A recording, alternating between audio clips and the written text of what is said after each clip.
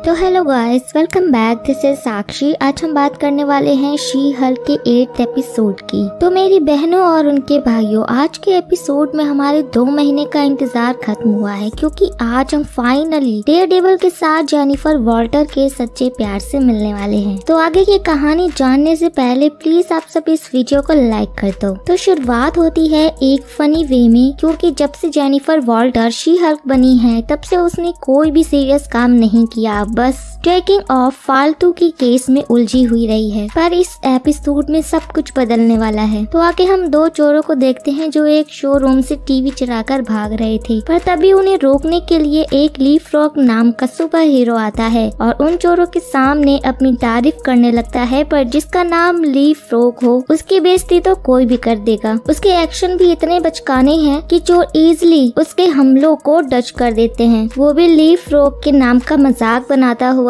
ये देखकर लीपफ्रॉग अपने सूट में लगे जेट शूज को ऑन करके उड़ जाता है, इस उम्मीद में कि आयरन मैन की तरह उसे उड़ता देखकर वो दोनों चोर वहाँ से भाग जाएंगे। पर उसके शूज में आग लग जाती है और वो बहुत बुरी तरीके से जमीन पर आकर गिरता है। इसके बाद तो लीपफ्रॉग के सूट में आग लग जाती है और फिर उसे रियलाइज होता है कि बिना सावन की बरसात में जब मेंढक जमीन से बाहर निकलते हैं तो उनका ऐसा ही हाल होता है। फिर तो इस लीपफ्रॉग नाम के नमूने के पास सुपर पावर नहीं है, ये बस अमीर बाप की बिगड़ी हुई औलाद है जो आयरन मैन की तरह सूट पहनकर शहर का रखवाला बनना चाहता है। पर कल रात चोरों के सामने हुई बेइज्जती और सूट के खराब होने पर उसे 3rd डिग्री बर्न्स हुए हैं। इन सब के बेसिस पर वो सूट बनाने वाले कंपनी पर कंप्लेन करना चाहता है ताकि उसे उसका मुआवजा मिल सके। इसलिए वो अपनी दुख भरी कहानी को शी हल्क के सामने सुना रहा है। लीपफ्रॉग की कहानी सुनकर शी हल्क उसे यकीन दिलाती है कि वो उसका केस जीत जाएगी। पर जब लीपफ्रॉग उसे ये बताता है कि उसका सूट ल्यूक बनाता है तो शी हल्क की हालत खराब हो जाती है, क्योंकि ल्यूक से ही वो भी अपने लिए सूट बनवाती है। तो वो मिस्टर हार्वे के पास जाकर लीपफ्रॉग का केस मिस बुक को देने की डिमांड करती है, क्योंकि अगर उसने ल्यूक के खिलाफ केस लड़ा तो ल्यूक उसके लिए कभी भी सूट नहीं बनाएगा। पर हार्वे शी हल्क को ही लीपफ्रॉग का केस लड़ने को बोलते हैं, क्योंकि लीपफ्रॉग उनके सबसे बड़े क्लाइंट का बेटा है और लीपफ्रॉग ने खास तौर पर यही अर्जी डाली है कि शी हल्क ही उसका केस लड़े। सिचुएशन थोड़ी ऑकवर्ड है, पर शी हल्क ल्यूक से मिलने उसके शॉप पर आती है और थोड़ा घुमा फिरा के शी हल्क उसे बता देती है कि उसके बनाए गए सूट की वजह से लीपफ्रॉग को 3rd डिग्री बर्न हुए हैं, तो उससे हर्जाना भरना पड़ेगा, नहीं तो लीपफ्रॉग उस पर केस कर देगा। लेकिन ल्यूक को खुद पर इतना यकीन था कि उसका बनाया गया सूट कभी भी डिफेक्टिव नहीं निकल सकता, इसलिए ल्यूक हर्जाना भरने से मना करने के साथ शी हल्क की नई गाउन भी फाड़ देता है, जो वो उसके लिए कैला अवार्ड सेरेमनी के लिए बना रहा था। मतलब कि शी हल्क को female lawyer of the year का अवार्ड मिलने वाला है। अपने कपड़े फटते देखकर शी हल्क गुस्सा होती है और ल्यूक को सी यू इन कोर्ट बोलकर चली जाती है। आगे हम कोर्ट रूम में जज के सामने लीपफ्रॉग और शी हल्क के साथ ल्यूक को भी बैठा हुआ देखते हैं। अब सबको लग रहा था कि ल्यूक अपना केस खुद ही लड़ेगा, पर ल्यूक कोई बेवकूफ नहीं है जो अपना केस खुद लड़े। इसके लिए उसने हम सबके फेवरेट अटर्नी मैट मर्डॉक को हायर किया है। धन्य हो लीपफ्रॉग और ल्यूक, जिसकी वजह से मैट को न्यूयॉर्क छोड़कर आना पड़ा। जिन्हें नहीं पता, मैं आपको बता दूं कि मैट मर्डॉक ही डेयरडेविल है। आते ही मैट जज से मांग करता है कि वो ल्यूक के सभी क्लाइंट्स की लिस्ट पब्लिक नहीं कर सकती, क्योंकि ल्यूक के सारे क्लाइंट्स सुपर हीरो हैं और अगर उन सब की आइडेंटिटी पब्लिक हो गई तो उन क्लाइंट्स की जान पर खतरा बढ़ जाएगा। वैसे मैट खुद ल्यूक का क्लाइंट है और जज को भी मैट की बात माननी पड़ती है। मैट ने इतनी आसानी से शी हल्क की बैंड बजा दी तो शी हल्क ल्यूक के बनाए गए सूट की बेइज्जती करने लगती है। तो मैट वापस से उन्हें बताता है कि लीपफ्रॉग ने सूट की बूस्टर सिस्टम में जेट फ्यूल डाला है और सूट के इंस्ट्रक्शंस में साफ साफ ल्यूक ने जेट फ्यूल का यूज करने से मना कर रखा था। तो एंड में गलती लीपफ्रॉग की ही निकलती है और शी हल्क केस हार जाती है। इसी दौरान सोकोविया वाले लॉ की बात भी निकलती है, जिसके कारण सिविल वॉर वाला कांड हुआ था। जाते जाते ल्यूक शी हल्क के माफी को लात मारते हुए जाता है, क्योंकि वो अब शी हल्क के लिए कोई भी सूट नहीं बनाने वाला। रात में बार काउंटर पर मैट और जेनी की मुलाकात दोबारा होती है। यही वो दोनों अपने बारे में एक दूसरे को बताते हैं कि मैट न्यूयॉर्क में रहने वाला अटर्नी है जो यहाँ पर ल्यूक के केस की मदद करने के लिए आया है, क्योंकि वो भी ल्यूक से सूट बनवाता है। वैसे अभी जेनी मैट की बातों को समझ नहीं पाती, क्योंकि उसे इस अंधे मैट के अंदर की काबिलियत के बारे में कुछ नहीं पता। ड्रिंक्स पीते हुए जेनी भी उसे बताती है कि लीपफ्रॉग के अमीर पिता की वजह से उसे उसका केस लड़ना पड़ा। यही दोनों दोनों कुछ वकीलों वाली बातें करते हैं कि कुछ केस वो दिल के लिए लड़ते हैं जिससे आम लोगों की मदद वो कर पाए, और कुछ केस को बिल यानी पैसों के लिए लड़ते हैं ताकि उनकी जिंदगी भी चल सके। पर शी हल्क तो बस पैसों के लिए लड़ती है, इसलिए मैट उसे समझाता है कि वो लोगों की मदद कानूनी तौर पर भी कर सकती है और शी हल्क बन कानून के बाहर जाकर भी वो उन क्रिमिनल्स की बैंड बजा सकती है, यही जो कानून से बच जाते हैं। मैट का सुझाव जेनी को भी पसंद आया था। तभी मैट को किसी का कॉल आता है और वो जेनी को टाटा बाय बाय बोलकर निकल लेता है। इसी बीच टोड जेनी को मैसेज करके बुला रहा था। टोड वही चिपकू बंदा है जो शी हल्क को डेट पर मिला था और क्लाइंट होने की वजह से शी हल्क को टोड के पास जाना पड़ता है, जो कि रेस्टोरेंट में बैठा डिनर कर रहा था। वैसे टोड के हाव भाव देखकर हमारे साथ शी हल्क को भी उसके गंदे इरादों के बारे में पता चल गया था। यही टोड डींगे हाँकने लगता है कि उसने $1 मिलियन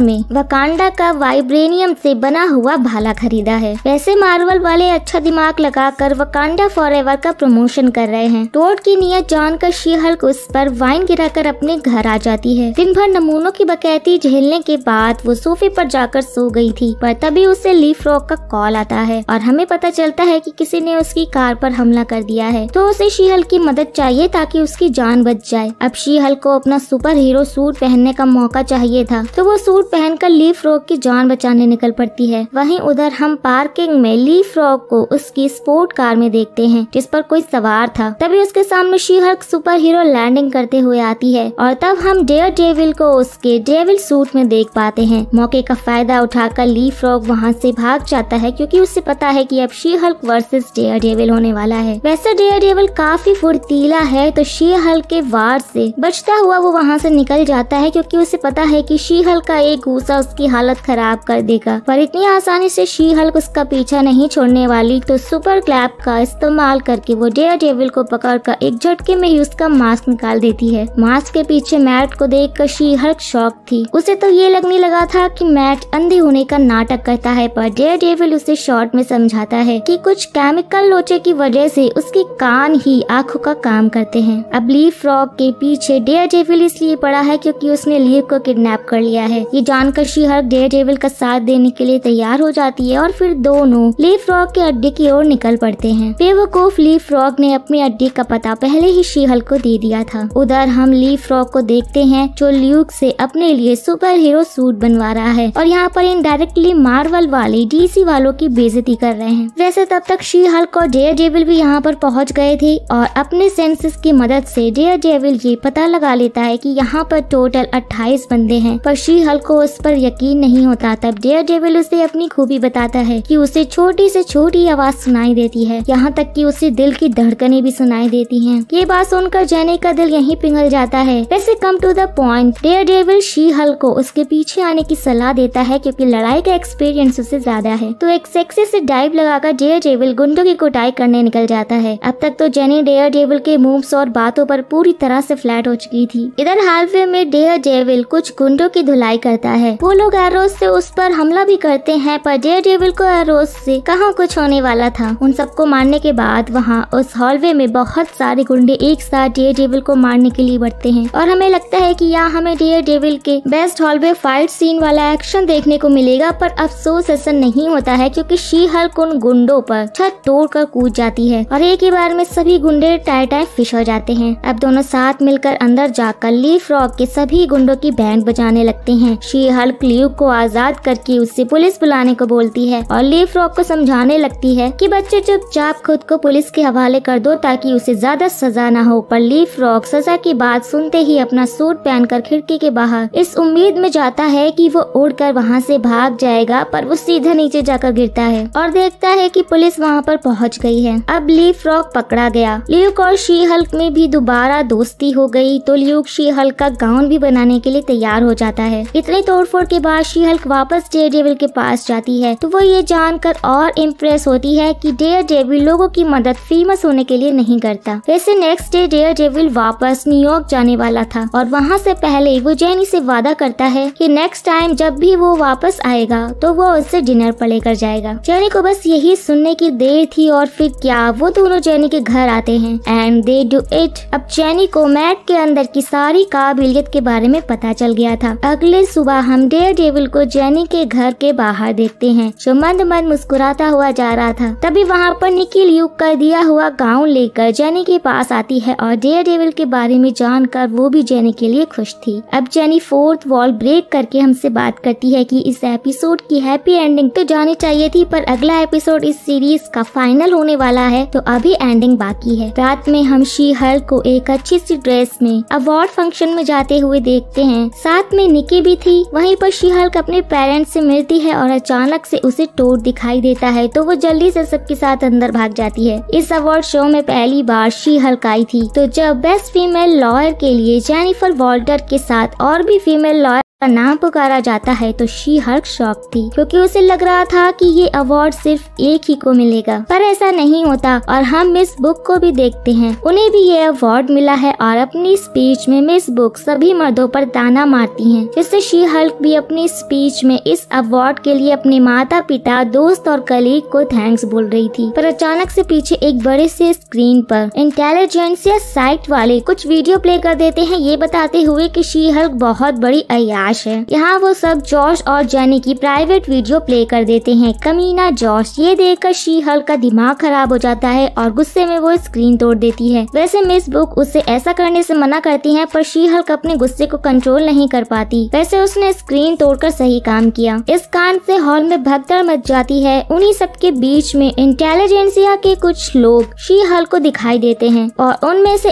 एक को शी हल्क बाहर पकड़ लेती है। अब वो उसका कचूमर बनाए उससे पहले वहाँ पर डीओडीसी वाले आकर शी हल्क को गन पॉइंट पर ले लेते हैं। शी हल्क भी उस बंदे को वहाँ से जाने देती है और शी हल्क के इस कंफ्यूज लुक के साथ ये एपिसोड यहीं पर एंड होता है। वैसे सबको मिस बुक से काफी उम्मीद है कि वो इंटेलिजेंसिया से रिलेटेड हैं, पर मेरा शक टोड पर है। एंड में आके ये सीरीज थोड़ी सीरियस हुई है और डेयरडेविल को देख करके तो हमारे साथ जेनी का दिल भी खुश हो गया। वैसे आपको क्या लगता है कि अगले एपिसोड में डेयरडेविल शी हल्क की मदद करने के लिए वापस आएगा? ये हमें कमेंट में बताइएगा और यार वीडियो को प्लीज लाइक कर दीजिएगा। सो अब हम मिलते हैं नेक्स्ट वीडियो में, तब तक के लिए टेक केयर एंड